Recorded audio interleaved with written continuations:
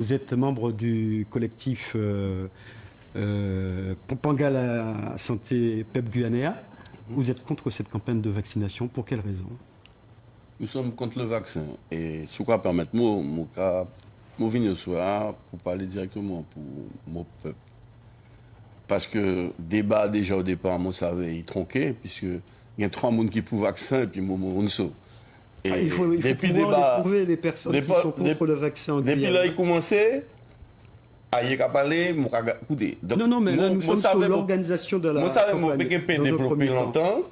Je vais expliquer au peuple ghanéen pour ça. Nous ne sommes pas d'accord avec le vaccin. Vous allez parler, ne vous inquiétez pas. Moi, je dis Panga, ça vaccin, personne joue de là, peut pas dire nous, est-ce qu'il a immunisé les gens contre maladie et est-ce qu'il n'est pas dangereux pour la santé. Même Mouché, il a appelé Mouché Fischer, Alain Fischer, qui ça, Mouché vaccin, dit le gouvernement français ne peut pas répondre à sa question. Il y a plusieurs médias qui j'ai interviewé, mais il ne peut pas répondre clairement. Alors, aujourd'hui, il a fait médecine spectacle. Attendez, M. Darnal. Il a vacciné les gens devant la télévision. On va revenir sur le vaccin. Mais, dis ça, on va revenir. Sambolay. Vous êtes là, mais soyez patient. Donc, ça, on va revenir. Vous parlez de les vaccins? Bien sûr, vous aurez la parole. Mais on va développer, on va empêcher de parler. On ne va pas empêcher personne de parler, je crois. Pas du tout. C'est que vous devancez un peu. Mais on ne va pas dévancer. On va demander qui position mon gars les vaccins, on va expliquer. Si on parle, moi expliquer, dis-moi pas la peine, arrêtez, on va rentrer dans mon cas. D'accord. Parce que moi, savais, moi, je viens déjà dans un débat déséquilibré. Mais si on parle, laissez-moi parler, pas la peine, je ne vais pas partir. Non, restez là, vous pouvez parler. Ah, vous pouvez parler, à présent, l'orienter pour 2-3 fois, vous pouvez parler. Non, mais je voulais vous dire que nous avons organisé l'émission de façon à parler de certains thèmes. Et donc, la vaccination, dans un premier temps, et le vaccin. Donc, nous avons tout le temps pour parler du vaccin. Vous avez tout le temps pour dire que vous êtes contre le vaccin. Nous n'étions pas encore arrivés à cette partie. Maintenant, si je comprends bien, vous êtes contre... On peut parler de la vaccination sans parler du vaccin. C'est une incohérence totale. Donc vous êtes contre la campagne... Moi, je suis de formation scientifique, je suis désolé. Moi, ça me pose un problème de parler de quelque chose sans qu'on puisse parler de ceux qui entraînent ce quelque chose. S'il y a vaccination, c'est parce qu'il y a un vaccin. Donc parlons du vaccin avant de parler de vaccination. Parlons de son innocuité, de l'immunité qu'il peut provoquer chez les personnes qui vont le recevoir. Bon, puisque vous voulez qu'on y ait, des conséquences, allez-y, monsieur Darnal. Des conséquences que ce vaccin peut avoir chez les êtres humains. Moi, on m'a enseigné, dans les écoles françaises où j'ai été, puisque nous avons fait nos études dans les écoles françaises, qu'un vaccin... Pour le concevoir, il faut entre 5 et 10 ans. Les lectures que j'ai pu faire me montrent que ce vaccin a été conçu en moins de 9 mois. Moins de 9 mois. Le laboratoire BioNTech et Pfizer, ils ont communiqué, d'ailleurs c'est toujours sur le site de Pfizer, ils ont fait un communiqué de presse le 9 avril 2020, disant qu'ils avaient pu mettre au point un vaccin et qu'il passait aux essais cliniques. Moins de 9 mois après, le vaccin est validé et on veut que les populations acceptent de prendre ce vaccin. Oui.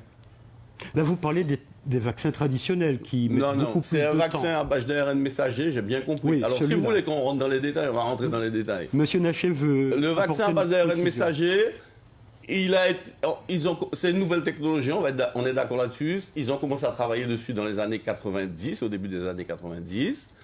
Cette technologie a été abandonnée parce qu'elle ne donnait pas satisfaction et subitement, en 2020, elle donne satisfaction. Oui. Monsieur Naché, on voulait vous écouter sur ça. Certes, les vaccins, ça existe depuis longtemps, mais je ne sais pas, quand vous faisiez vos études, c'était un niveau technologique. Depuis, il y a quand même beaucoup de progrès qui ont été faits. Et pourquoi ça a été vite? Parce que c'est vrai que c'est une question et que ça peut paraître comme étant précipité. Mais... aucune étape n'a été brûlée. Si ça a été vite, c'est parce qu'on connaissait ce virus. Déjà parce qu'il y avait le SARS-CoV-1, il y avait le MERS en Arabie Saoudite, c'est des cousins du virus. Donc on avait déjà. Dès début janvier, il y avait la séquence du virus qui a été isolée en Chine. Et donc il existait différentes plateformes, différentes techniques pour fabriquer des virus. Et il y a eu, je crois, c'est près de 700, il y a 700 candidats vaccins et il y en a 66 ou 68 qui sont dans des essais cliniques avec différents types de techniques. Donc, il y avait un état de la technologie qui est, je sais pas, il y a les smartphones, il y a 20 ans, ça n'existait pas. Donc pour les vaccins, il y a aussi beaucoup de progrès technologiques. Donc il existait ces plateformes. On connaissait le virus. Il y a eu beaucoup de volontaires. Il y avait beaucoup de personnes affectées. On est dans une pandémie. Donc souvent, les problèmes qu'on a, moi, c'est mon métier, faire des études épidémiologiques, c'est d'avoir suffisamment de puissance statistique pour démontrer quelque chose. Parce que là, c'est pas une question d'être contre ou d'être pour. Là, on regarde des faits. Les essais vaccinaux, pour le Pfizer, il y a eu plus de 30 000 personnes vaccinées. Pour le Moderna, je crois que c'est plus de 40 000 personnes vaccinées. Et si on va si vite, c'est parce que comme le virus est partout. Donc on répond très vite à la question finalement. Quand on fait quelque chose sur une maladie rare, on est en train d'attendre que ça arrive et pour compter si ça marche mieux, etc. En plus, il y a eu beaucoup de volontaires. Face à cette crise, il y a eu beaucoup de gens qui voulaient participer aux essais cliniques. Donc, et puis il y a eu beaucoup de crédits, à la fois privés, d'État, il y a eu une mobilisation qui est sans précédent. Donc ça a été, effectivement, d'habitude c'est 9-10 ans, ça a été moins d'un an, mais il y a des raisons pour cela. Mais il n'y a aucune étape qui a été brûlée. Il y a eu les phases 1, les phases 2, les phases 3. Là, on en est à la phase de la pharmacovigilance. Mais on sait déjà qu'il y a 40 millions de personnes vaccinées dans le monde. Et, je ne sais pas, 40 millions. Vous êtes dans une tranche d'âge. Si, par exemple, on parlait des personnes plus de 75 ans. C'est quoi la probabilité de mourir quand on a le Covid, quand on a plus de 75 ans, Monsieur Darnel? Vous allez me le dire. C'est 1 sur 6. Et quand 15%. On n'a pas le Covid, c'est quoi la probabilité de mourir? Une question intéressante. Pourquoi cette rapidité pour mettre en œuvre ce vaccin contre le Covid n'a pas été utilisée pour d'autres maladies, par exemple? Voilà, c'est ce que j'allais poser. Pour le sida, par exemple. Question. Parce que je suppose que ça fait 40 ans qu'on attend le sida, pour l'Ebola, pour d'autres maladies de ce type viral qui existent dans le monde et qui déciment les populations. Alors, c'est pas les mêmes virus. De certaines régions. C'est pas les mêmes virus. Le VIH, par exemple, effectivement, il mute beaucoup plus et il touche les cellules de l'immunité qui coordonnent toute la réponse immunitaire. Donc, dès le départ, il touche le cœur du problème et c'est ça qui est diabolique. Le paludisme, par exemple, on a beaucoup de mal à trouver des anticorps qui vous protègent de façon pérenne contre le paludisme. Donc pour l'instant, le vaccin non plus pour le paludisme, on n'y arrive pas. On ne peut pas comparer les agents pathogènes. Il y en a qui sont plus faciles, pour lesquels c'est plus facile de trouver une parade, et d'autres pour lesquels c'est extrêmement compliqué. Donc, je ne peux pas vous faire de réponse générale, mais effectivement, il y a plein de maladies où on essaie depuis longtemps. Mais certainement que, par exemple, pour le paludisme ou pour des maladies de pays pauvres, il y a moins de moyens. Là, pour le COVID, la Covid, il y a eu des moyens colossaux. Quand je vous dis près de 700 candidats vaccins en moins d'un an, je veux dire, il y a des gens qui ont phosphoré. Moi, ça me dépasse de voir une énergie, un talent, des moyens qui se sont coordonnés. Mais pour revenir au fait que ça a été rapide, il y a eu dans les essais, donc les essais thérapeutiques randomisés en double aveugle, on ne parle pas de pour ou contre, on parle de preuves. On parle de preuves. C'est tous les débats, chloroquine, etc. Dans un cas, il y a des études sans preuves, et puis ce qu'on veut, c'est des preuves avant de vacciner à grande échelle. Là, aucune des phases n'a été brûlée. Ça a été fait de façon très, très rapide, mais il a été fait vite, mais pas à la va-vite. Les étapes n'ont pas été... Voilà. Elles ont été respectées. qui éclate actuellement en Europe, ce sont des fakes. Vous savez, il est fake, les réseaux sociaux, on croit que la Terre est plate. Moi, je vous parle de choses qui sont diffusées sur certains médias. Je ne parle pas de réseaux sociaux, là. Mais moi, vous m'avez répondu que la science évolue. Oui, la science évolue. Et vous pensez que des gens qui ont fait des études scientifiques ne suivent pas l'évolution de la science? Ils se contentent de ce qu'ils ont appris il y a 40 ans et puis ils s'endorment sur leur laurier après? Non, ils suivent l'évolution des sciences. Et c'est pour ça que votre réponse, elle me déplaît fortement. Ça voudrait dire que vous avez fait des études il y a 40 ans, mais entre-temps, vous êtes endormi et puis vous êtes réveillé en 2020, quoi. ou en 2021. C'est pas très sérieux comme réponse. Moi, je suis désolé. J'ai bien entendu vos réponses. Oui, il y a eu des essais de fait, mais expliquez-moi pourquoi aujourd'hui, à l'heure où on parle, on ne peut pas me parler des effets secondaires de ce vaccin de manière précise. On ne peut pas me donner la durée Les effets d'immunisation. secondaires, on les connaît. On en connaît on les quelques-uns connaissait, quand même. On peut en parler de façon Oui, il y a précise. 139 Les effets secondaires remontées immédiats. d'effets secondaires. On va y revenir. L'immunisation du vaccin, etc. On va enrichir le débat juste avec une intervention, celle de docteur, le docteur Dua, professionnel de santé, que Sébastien Laporte a interrogé sur la question de la fiabilité du vaccin anti-Covid. On l'écoute. Ce vaccin c'est nouveau, c'est tout nouveau. Ça vient de sortir, c'est un vaccin ARN. On ne sait pas trop quels vont être les effets secondaires. On a des effets secondaires qui sont à court terme. On les connaît, il y en a beaucoup, mais qui sont très légers. C'est des petits effets secondaires, des maux de tête, des fatigues, enfin des choses assez légères. Et par contre, les effets secondaires à long terme, on ne sait pas. On ne sait pas, ça fait trop peu de temps, c'est nouveau, c'est du vaccin ARN, on ne sait pas trop ce que ça peut inoculer, on vous inocule de l'ARN, on ne sait pas trop ce que ça peut faire sur la cellule humaine, on ne sait pas si ça ne peut pas déclencher des maladies auto-immunes. Donc moi je peux comprendre les gens qui sont méfiants. Moi-même je suis je regarde ça d'assez loin, avec beaucoup de recul. C'est pas rassurant d'entendre un professionnel de santé dire qu'il n'est pas tout à fait confiant dans ce vaccin. Alors, on parlait tout à l'heure des effets secondaires. On a recensé dans l'Hexagone 139 remontées d'effets secondaires, parmi lesquels de la fièvre, une fièvre élevée, des maux de tête, mais aussi de l'épuisement et des douleurs. Docteur Epelmoin. Tout à fait. Alors, c'est des effets secondaires qui sont relativement banals pour des vaccins. On a effectivement la fameuse douleur au point d'injection qu'on a tous eu avec le vaccin contre la grippe ou d'autres types de vaccins.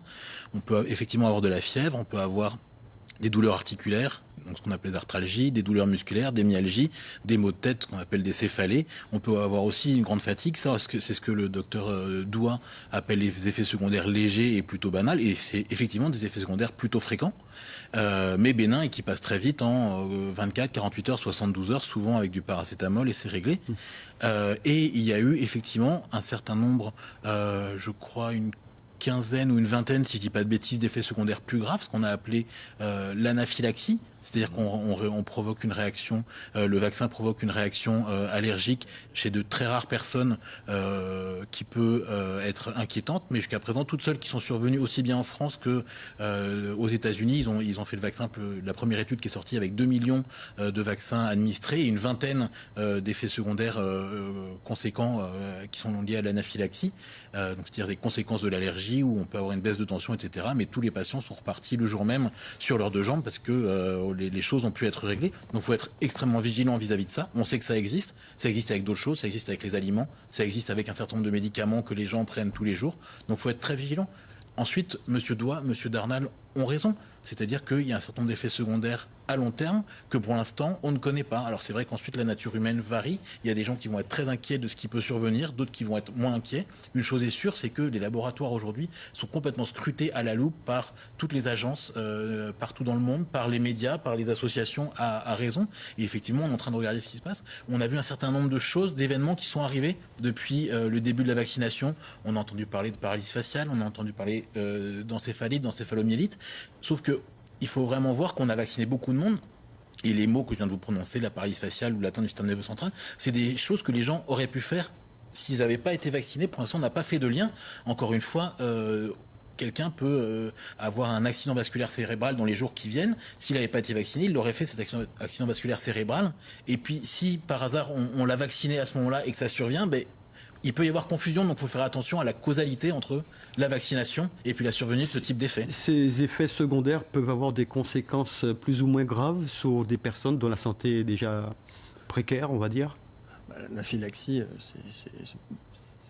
faut pas laisser, faut s'en occuper. Mais c'est très rare. Mais moi, je voulais parler des effets à long terme. Alors, les effets à long terme, c'est vrai qu'on ne sait pas, mais c'est pas parce que, il faut pas dire, c'est pas parce qu'on nous le cache, c'est parce que on a un recul qui est faible. Je pense que des études vont sortir à 6 mois, à 9 mois, etc. Donc on est en train d'avancer et ces études ne disent que ce qu'elles trouvent. Elles ne font pas de spéculation sur des choses comme ça. Après, pour revenir sur le fait que c'est de l'ARN, mais quand vous faites la dengue, vous êtes bombardé d'ARN par le virus de la dengue. Quand vous faites la Covid, etc., il y a de l'ARN partout. Donc, le fait, et nous-mêmes, on fabrique de l'ARN en permanence. Donc, le fait qu'il y ait de l'ARN, d'ailleurs, ça ne rentre pas dans le noyau. C'est juste un message, c'est très fragile. Je pense qu'il y a plus un aspect psychologique que vraiment objectif sur cette crainte-là. Alors, on a appris aujourd'hui que 5 personnes sont mortes, 5 personnes de plus de 75 ans sont mortes dans l'Hexagone, des personnes qui souffraient de comorbidité. Déjà, est-ce qu'on peut y voir une relation de cause à effet ? C'est très difficile de faire la part des choses. On a aussi entendu un signal de ce type-là en Norvège il y a quelques jours. Exactement. On a vu que des gens qui avaient eu le vaccin sont décédés quelques heures ou plutôt quelques jours plus tard. Maintenant, encore une fois, je crois qu'il s'agit de 23 personnes, sachant qu'on a vu, en Norvège, c'est 400 personnes qui meurent tous les jours du Covid. C'est difficile de faire la part des choses. Il est possible, en Norvège, on a vu que c'était des patients qui avaient plus de 80 ans, c'était les plus fragiles de la population, c'est les premiers à qui on a fait le vaccin, et il n'est pas complètement exclu que le fait d'avoir fait de la fièvre ou d'avoir fait des choses ait pu déséquilibrer un équilibre très précaire chez ces patients-là. Encore une fois, pour l'instant, c'est en cours d'investigation, on ne peut rien exclure. Enfin, nous, en tant que scientifiques, on ne va pas affirmer mordicus que non, ce n'est pas ça, parce qu'on attend de savoir s'il y a une corrélation qui peut être établie ou pas. Ouais, je voulais apporter 2 précisions. Le professeur nous a parlé de suivre l'évolution des choses. Traditionnellement, quand on met au point un vaccin, il y a différentes étapes. Et le recul nécessaire à la validation d'un vaccin, on le prend. Là, on ne le prend pas. Vous nous dites, dans quelques mois, on va voir comment ça évolue. En général, oui, effectivement, on a des personnes qui sont volontaires, qui se proposent. On fait des essais sur ces personnes-là. Ce sont des personnes qui dédient leur vie à la science ou à l'humanité. Et ensuite, on suit l'évolution des choses chez ces personnes-là. Et en fonction de l'évolution des choses, le vaccin est plus ou moins mis au point. Moi, c'est toujours ce que j'ai compris. Vous avez complètement raison. C'est vrai que là, on est dans une situation d'urgence qui fait que... Comme on est en situation d'urgence, on peut franchir ces étapes-là. Ben, le problème, c'est que le Covid tue des gens tous les jours. Il n'y a pas d'autre moyen de soigner les gens que par le vaccin. Parce que là, on parle de préventif. Mais qu'est-ce qu'on a fait au niveau du curatif ? Ben, on a fait beaucoup de choses. J'entends pas parler de grand-chose. Hein. À part le débat qu'il y a eu avec le professeur Raoult sur l'hydroxychloroquine, on ne nous a pas présenté d'autres formes de Vous avez complètement raison. Aujourd'hui, il y a assez peu de molécules qui ont fait leur preuve dans le traitement curatif du virus Covid. On sait que donner des corticoïdes, donc des anti-inflammatoires puissants, permet de contrôler la phase très inflammatoire dans le poumon chez les gens après 7, 8, 10 jours d'infection par virus. On sait qu'on empêche la survenue d'embolie pulmonaire, c'est-à-dire de caillots dans les artères pulmonaires en mettant un anticoagulant. Mais c'est vrai qu'aujourd'hui, il y a eu énormément d'essais, énormément de molécules qui ont été testées, des anticorps monoclonaux, différentes molécules antivirales. Et effectivement, aucune d'entre elles n'a vraiment fait ses preuves aujourd'hui. Donc, vous avez tout à fait raison. En termes curatifs, on n'a pas trouvé un nom de choses. Maintenant, on sait qu'il y a beaucoup de virus. Nous, dans notre pratique quotidienne d'infectiologue, on sait qu'il y a un certain nombre de virus pour lesquels on n'a pas de traitement. Et donc, c'est vraiment pour ça que, comme on n'y arrive pas au niveau curatif, même si ça représente un nombre minime de personnes, les formes graves, mais tout de même, eh ben, on préfère éviter que les gens se contaminent, et c'est à ça qu'est censé nous servir le vaccin. Vous allez me dire si vous êtes d'accord avec le docteur Dua, qui lui-même estime qu'on pourrait faire les choses autrement. On l'écoute. On a eu des morts, à mon avis, parce qu'on a mal soigné. On a trop intubé de gens. On soigne beaucoup mieux maintenant. On soigne beaucoup mieux. On sait qu'il n'y a pas besoin d'intuber les gens. On pratique l'oxygénothérapie qui est à forte dose, qui est plus efficace. Et l'intubation, la réanimation tue. Il faut le savoir, ça. La réanimation, ça tue. Plus vous passez de temps en réanimation, plus vous avez de chances de mourir. Donc, si on peut éviter ça, c'est mieux. Et actuellement, on arrive à éviter ça. Donc on peut espérer qu'il y aura beaucoup moins de morts maintenant qu'avant. Et en plus, on utilise les anti-inflammatoires. On nous avait dit qu'il ne fallait pas utiliser les anti-inflammatoires. C'est une erreur. il faut les utiliser, les corticoïdes, ça sauve aussi. On soigne beaucoup mieux. Donc on peut espérer que le taux de mortalité va être beaucoup plus faible. Et surtout en Guyane. Il a raison, le docteur Dua. Enfin, de dire qu'on va en réanimation à mort, je pense qu'il y a une inversion du sens de la causalité. Moi, je voulais revenir sur l'histoire. Le vaccin n'a pas été mis prématurément. Les essais cliniques, il y a la phase 1, phase 2, phase 3. Phase 3, on a des résultats sur des populations et après, le vaccin est mis sur le marché. Et après, on est là à la phase 4. C'est ce qu'on appelle la pharmacovigilance, où il y a des millions de personnes qui sont vaccinées et on étudie tous les signaux. Et à ce moment-là, on peut voir apparaître effectivement des choses qui sont beaucoup plus rares, qu'on n'aurait pas pu détecter sur des essais, même si c'est 30 000 personnes, ou le truc qui arrive une fois sur 1 million, on ne le verra pas sur 30 000 personnes, ou peut-être pas. Donc, mais il n'y a aucune anomalie dans le déroulé des choses. On est à la phase 4, on est à la phase de pharmacovigilance, où effectivement, là, dans le monde, il y a 40 millions de personnes vaccinées, et donc tous les signaux vont commencer à revenir. Tous les essais vaccinaux, on va suivre les patients à 6 mois, à 8 mois, et on va voir, il y a des réponses qui vont venir très rapidement. Moi, je voudrais rebondir sur ce qui a été dit tout à l'heure, sur le fait qu'en ce moment, on est en urgence. Et en effet, l'urgence peut inquiéter sur le fait qu'on bâcle un petit peu les opérations. C'est la discussion qu'on a depuis tout à l'heure. En fait, c'est vraiment le contexte, ça compte. Si on était en train de nous proposer un vaccin pour une maladie qu'on nous annonce, dans 1 an, dans 2 ans, on nous dit il va y avoir le Covid-23, on vous propose le vaccin Covid-23. On ne l'a pas encore vu, cette maladie, on ne sait pas si elle va arriver, on ne sait pas si elle va être vraiment mortelle. Et du coup, on peut effectivement se dire il vaut mieux prendre un peu le temps, on n'est pas sûr, peut-être c'est faux, peut-être on nous inquiète exprès, etc. Mais on n'est pas dans cette situation. Là, on est dans la situation où on a eu encore, je crois que c'est 138 personnes qui ont été touchées, qui ont été déclarées positives aujourd'hui, je me trompe peut-être d'1 ou 2.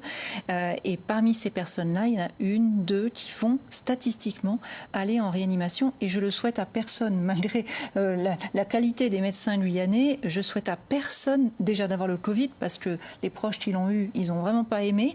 Plus avoir le goût, plus avoir l'odorat, parfois pendant des mois, parce qu'on parle des effets à long terme qu'on ne connaît pas du vaccin, mais on ne connaît pas les effets à long terme du Covid.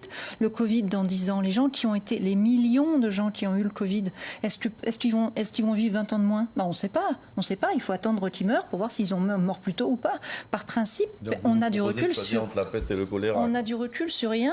Et maintenant, on est dans une situation où tous les jours, il y a des gens qui tombent malades et quasiment tous les jours, il y a des personnes qui entrent en réanimation. Et entrer en réanimation, au-delà du fait que c'est très difficile, c'est aussi très difficile psychologiquement. On a aussi des signalements, pas forcément en Guyane, mais de dépression, de maladies qui s'installent, ou des déséquilibres, notamment chez des personnes fragiles qu'on n'arrive pas à remettre en route. Et franchement, je souhaite à personne d'aller en réanimation. Et je ne dis pas à mes proches, aux gens qui me sont chers, écoute, il y a la réa, puis les infirmiers peuvent même bosser 24 heures sur 24, c'est pas bien méchant, ils sont là pour ça, ils sont payés pour, vas-y, fais la fête. Non. Excusez-moi, personne n'a parlé de faire la fête, Madame Debord. C'est ce que je caricaturais les proches. propos que certaines personnes comme moi défendent. On ne dit pas aux gens d'aller faire la fête, on dit aux gens qu'il y a des mesures qui sont prises qui sont inappropriées. Alors, si vous parlez comme ça, moi je suis obligé de vous parler de vos mesures. Quand on dit aux gens il y a le couvre-feu à partir de 19h, et que pendant les 3 semaines qui viennent de passer, il y avait des allées et venues sans contrôle qui se faisaient sur les différentes frontières de Guyane, sur les gens qui arrivaient à l'aéroport, ça ne vous interpellait pas. Nous, ça nous interpellait. On a fait un communiqué au mois de décembre pour dire que c'est quand même ahurissant de voir qu'il y a des centaines de personnes qui traversent les 2 fleuves et qu'aucun contrôle n'est organisé. On a dit que c'était inadmissible que des gens prennent l'avion sans qu'on les contrôle au départ et à leur retour. Oui. Mais ça n'a gêné personne. Et aujourd'hui, qu'est-ce qu'on fait? On veut enfermer les gens chez eux. On va nous faire croire que c'est plus dangereux de sortir le soir que la journée. Alors c'est mais faux, c'est monsieur Darnal, une et vous le hérésie, savez très madame. bien, parce que vous êtes toute un la scientifique. journée. bien Attendez, sûr excusez-moi, faux. je Je termine. vais intervenir. Toute la journée. On va toute essayer la de journée, recentrer les gens- le débat sur le Les gens vaccin. vont dans les supermarchés, vont dans leur entreprise, ils sont en contact de d'autres personnes, ils vont dans les administrations, ils font des queues interminables. Et ça ne dérange personne. Moi, ce qui me dérange, Quand au mois par d'août exemple, l'année si je peux dernière, intervenir, nous avons monsieur proposé... Darnal. Non, je n'ai pas terminé. Albert Darnal, Nous avons on proposé parle de pas du confiner couvre-feu, on va parler pendant on va 15 jours recentrer le débat sur le pour vaccin, si vous permettez. permettre d'étouffer le développement du virus. Non, on a continué à laisser rouler. Alors, moi, ce qui m'interpelle avec mon association, puisque vous les caricaturez, c'est qu'on ne prenne pas les bonnes mesures au bon moment et qu'aujourd'hui, on veuille nous faire croire que la panacée, c'est le vaccin. Vous-même, vous le présentez contre le chante, la peste et le choléra. Alors, soyons sérieux un petit C'est peu. vous qui Moi, caricaturez. vous me par choquez là quand vous êtes une association, vous avez une parole publique, vous avez des gens qui vous écoutent, qui vous suivent, des personnes âgées probablement, et vous mettez dans la balance le vaccin avec des incertitudes certes, mais 95% de protection et une proportion de morts assez importante plus on est âgé. Franchement, non, quoi. Non. Mais moi, Non. je vous dis non, Non, aussi, moi, monsieur, moi, parce que moi, vous moi, avez j'ai des collègues parents, qui sont j'ai des pa- scientifiques comme vous, qui sont médecins, Mais qui vous créent pouvez des pas- associations en France. C'est qui irresponsable. dénoncent C'est l'utilisation de ce vaccin. irresponsable. Ben, Vous vous aussi, vous décrédibilisez êtes totalement en disant peste et choléra. Je suis désolé. Mais moi, je l'affirme. Mais Vous pouvez pas m'empêcher de le dire. C'est mon point de vue. vous pouvez le dire, mais votre parole porte avec des gens. Oui, ma et par- vous ma avez une parole porte. responsabilité. Il y a peut-être quelqu'un à là fait. qui va pas aller se faire vacciner parce qu'il y a la peste, choléra, et peut-être que Mais cette moi, je peux vous personne dire, va je n'irai mourir. pas me Voilà. faire vacciner. Et moi, je sais Et pas. je ne suis pas anti-vaccin, pourtant j'ai J'espère tous mes vaccins. que vous dormirez Mais celui-là, bien. En Alors- tout cas, le fait de maintenir, par exemple, en termes de mesures, on a parlé des mesures sur les EHPAD. Les EHPAD, les personnes qui sont hébergées en EHPAD, aujourd'hui, elles sont privées de liberté, parce que de ne pas pouvoir voir ses proches, pas pouvoir les embrasser, c'est quand même très compliqué. Alors oui, on peut considérer que ça a bien marché jusqu'à présent et on peut continuer comme ça pendant plusieurs années à empêcher les personnes âgées de vivre librement leurs dernières années de vie. Moi, j'ai plutôt envie, à mes proches âgés, de leur proposer la solution que la science nous offre, parce que des centaines, des milliers de scientifiques qui ont à cœur la vie des gens, les gens qui s'engagent dans la médecine, qui s'engagent dans la science, qui s'engagent dans le soin, sont des gens qui veulent nous sauver, qui veulent vous sauver aussi d'ailleurs, monsieur Darnal. Et moi, j'ai plutôt envie d'avoir Et les médecins confiance. qui sont dans les collectifs qui dénoncent ce vaccin, Moi, j'ai plutôt envie de faire ils n'ont pas envie confiance de sauver aux la vie gens des gens. qui donnent leur vie, leur nuit, leur week-end pour faire avancer la recherche et lutter contre l'obscurantisme. Voilà, moi je suis une éternelle optimiste. je me bats Peut-être contre que du coup, l'obscurantisme aussi. chez Tous les nous, jours. on aura un peu plus de gens vaccinés, un peu plus de gens immunisés et on pourra un peu plus Mais se se serrer battre dans les contre bras sans avoir l'obscurantisme, ça ne peur. veut pas dire accepter tout et n'importe quoi. Je n'accepte- Ça veut dire faire des recherches, étudier, essayer de comprendre les choses. Parce que c'est ce que j'essaie de faire, moi, en tous les cas, avec Merci, mes monsieur amis, Darnal. mes camarades. On essaie de comprendre. On ne veut pas qu'on nous dise c'est ça et pas autrement. Il y a même des explications que le professeur qui est à côté de moi a données ce soir et le médecin infectiologue qui est en face de moi a donné, que je n'ai jamais entendu au haut niveau. C'est la première fois que je les entends de la bouche de scientifiques. Donc, la population ne doit pas être infantilisée. Je suis d'accord. La population, elle doit être responsabilisée. Tout à fait. Elle doit être informée, elle doit savoir à quoi se tenir. Donc si on lui dit les choses, Et on doit pas lui la mentir. population fera son choix. Tout à fait. Mais si on lui ment, si on ne lui dit pas la vérité, elle ne pourra pas choisir en connaissance de cause. Et c'est ce que je dénonce également. C'est cette infantilisation de la population. Alors, pour continuer à parler des risques, une association anti-OGM, le CRIGEN, fondé par Corinne Lepage, ancienne ministre de l'écologie, fait état dans un rapport de risque plus élevé sur le système immunitaire et l'apparition de nouveaux virus par recombinaison génétique causés par les vaccins de ce type. Le rapport préconise en la matière un principe de précaution. Ce principe de précaution est-il suffisamment pris en compte, messieurs, madame ? Alors ce rapport, je ne l'ai pas lu, j'ai entendu parler du mouvement de Madame Lepage depuis plusieurs mois. on en parle depuis tout à l'heure, le principe de précaution, il est là, on scrute, on regarde, il y a les différentes phases qui ont été passées. Encore une fois, il reste des inconnus. Monsieur Darnal a par exemple dit qu'on n'était pas encore complètement sûr de est-ce qu'on diminuait la contagion. A été publié à la fin de l'année, on était déjà bien avancé dans. Donc les choses elles ont progressé depuis. On a eu des publications sur, comme l'a dit le professeur Naché, 30 000, 40 000 personnes vaccinées avec tantôt un vaccin, tantôt l'autre. Pour l'instant, les choses sont rassurantes. Et encore une fois, c'est vrai que il y a aussi une sorte de littérature grise qui sort avec des gens qui affirment qu'il y a des études qui sont sorties. Et puis, en fait, ces études, on les voit pas vraiment. Voilà, nous, en tant que scientifiques, on écoute tout, on essaye d'aller vérifier l'information. Monsieur Darnal le fait aussi avec son association, mais on essaye d'aller voir qu'est-ce qui se dit. On sait que cette crise Covid, elle a provoqué une sorte il y a tout un tas de gens qui ont commencé à dire des choses, qui affirment qu'il y a des études, alors que ces études, on ne sait pas où elles sont, qui ont affirmé des choses, je veux dire, je me suis fait vacciner la semaine dernière, il y a plusieurs personnes qui m'ont demandé si j'avais commencé à muter parce qu'on m'avait injecté de l'ARN. Encore une fois, on sait rassurez-vous, a priori, tout est pareil. Ça se passe bien généralement en ce moment chez les personnes qui se font vacciner? Ça a l'air, c'est plutôt l'entourage qui est inquiet, peut-être probablement à tort, mais j'ai reçu beaucoup de témoignages de compassion depuis que je me suis fait vacciner. Bon, mais non, moi l'entourage est jaloux. Ah. Mais c'est vrai, et c'est vrai qu'il y a des gens qui étaient très opposés il y a encore 2 semaines, 3 semaines, qui disaient moi le vaccin jamais, et puis effectivement maintenant j'ai des coups de fil en disant finalement comment est-ce qu'on peut faire, est-ce que c'est que les soignants qui sont vaccinés ou est-ce que... Pour revenir au principe de précaution, c'est quand on n'a pas d'informations. Effectivement, là on en recueille, mais on a quand même déjà beaucoup d'informations rassurante. Maintenant, il faut continuer à regarder. Mais ça ne veut pas dire rien faire. Monsieur Darnal. Alors oui, mais pendant cette crise, si vous voulez, il y a eu d'un côté, on disait que ça allait pas assez vite. C'est-à-dire, les traitements, machin, Raoult, la chloroquine, les essais randomisés, c'est pas bien, machin. Et de l'autre côté, maintenant, on dit, ah non, mais ça va trop vite. Donc, je pense qu'il y a de l'angoisse. Effectivement, il y a l'angoisse. On vit une crise, on en verra une dans sa vie, comme ça. Donc, c'est quelque chose d'assez... une espèce d'immense tourbillon, ça génère de l'angoisse, des tâtonnements, des flottements, etc. Mais quand même, on avance à une vitesse grand V. On a fait des progrès en moins d'un an qui sont donc certes, jour après jour, on a l'impression comme ça d'un flottement. Ça génère tantôt de l'impatience, tantôt on a l'impression oula, ça c'est trop tôt. Mais je pense et puis surtout, c'est des idées de complot, quoi. On nous cache ceci, on nous fait où il y a quelqu'un dans un bureau qui a des manettes, qui fait du mal. Mais beaucoup de gens pensent ça. Vous regardez aux États-Unis, au Congrès américain, les gars qui étaient sans masque parce qu'ils disent que c'est pas vrai.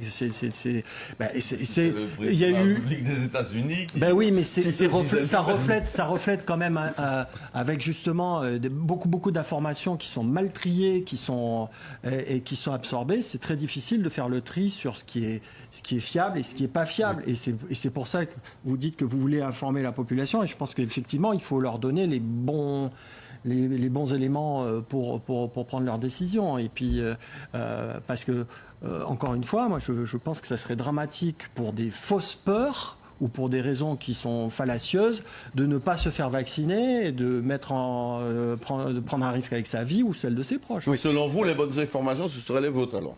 Pas les miennes. Je vous écoute. La science progresse avec des journaux. Dans les lectures que j'ai pu avoir, j'ai eu un professeur américain, j'ai lu un professeur de médecine infectiologie qui a écrit un certain nombre de choses. Moi, ça m'a interpellé. Et pourtant, c'est un médecin, chef d'un service, il est infectiologue, c'est un scientifique. Il donne son opinion. Il y a des associations qui se sont constituées en France, qui donnent leurs opinions, qui sont différentes de la vôtre. Donc, on ne peut pas dire qu'il y a une pensée unique et qu'on doit la suivre. Moi, je ne suis pas complotiste. Et je ne suis pas pour qu'on développe une idée du complot. Mais on est en droit de se poser un certain nombre de questions sur les fausses informations qui sont données à la population. En fait, il y a la théorie et les faits. Voilà. La science, ça passe par la revue, par les pairs, par des revues à comité de lecture. Et les professeurs, aussi grands soient-ils, quand ils donnent des opinions, ce n'est qu'une opinion. La revue par les pairs, c'est que on regarde les données, c'est relu, critiqué par des experts du domaine, et une fois que ça passe, là, c'est très exigeant.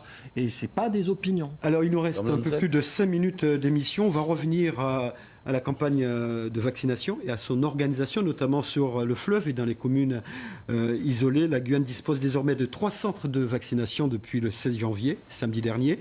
Le premier a ouvert à l'hôpital de Cayenne, les 2 autres aujourd'hui à Saint-Laurent et Kourou. Les précisions tout de suite de Jocelyne Elgouache. Les 3 centres de vaccination implantés en Guyane dans les hôpitaux de Cayenne, Kourou et Saint-Laurent-du-Maroni sont désormais tous opérationnels. De nouveaux publics prioritaires peuvent bénéficier de la vaccination. Elle est ouverte aux résidents et personnels des EHPAD et aux unités de soins de longue durée. Vaccination ouverte aux soignants, aux pompiers et aux aides à domicile de plus de 50 ans ou présentant des comorbidités. La vaccination est aussi possible pour les résidents des maisons d'accueil spécialisées. Les patients atteints de certaines maladies pourront aussi se faire vacciner, tout comme toutes les personnes âgées de plus de 75 ans. Les patients devront avoir une prescription médicale de leur médecin traitant pour bénéficier de la vaccination sans critère d'âge. Vous devrez ensuite prendre rendez-vous par téléphone ou sur Internet dans un des centres de vaccination. Alors Clara Debord, comment vacciner les populations des communes isolées ?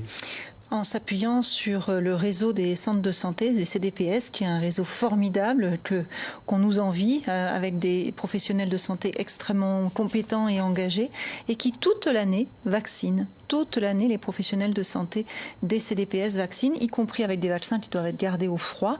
La différence avec ce vaccin-là, c'est qu'on est avec des multidoses et qu'une fois le vaccin décongelé, il ne peut tenir que 5 jours.